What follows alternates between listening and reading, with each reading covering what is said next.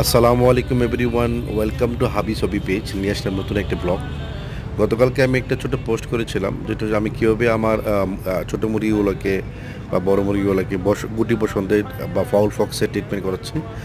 Foul ফক্সের treatment করার জন্য আপনি অবশ্যই ভ্যাকসিন নিতে পারেন, এবং যারা মানে ভুক্তভোগী হয়ে যান, যারা অলরেডি ফাউল ফক্সে আক্রান্ত হয়ে গেছেন, সেই মুরগির জন্য আপনি বাজারে ছোট্ট একটা পটাশ প্যাকেট পাওয়া যায়, যেটা হচ্ছে আমি মেডিসিনের দোকান থেকে নিয়ে আসলাম, মানুষের মেডিসিন দোকান থেকে। এটা 8 টাকা নিয়েছে মাত্র।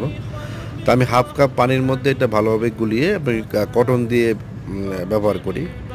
এবং আমি এটা ব্যবহার করার আগে আমি মুরগিকে সিবুটেক্স ড্রপটা দিয়ে নিই, যাতে পরবর্তী সময় পটাশটা লাগানোর পরে চোখে যাতে পটাশটা না লেগে যায়। এবং অবশ্যই আপনারা সাবধান অবলম্বন করবেন। এবং এর পাশাপাশি মুরগির যদি জ্বর থাকে, তাহলে আপনারা না পা খাওয়াতে পারেন।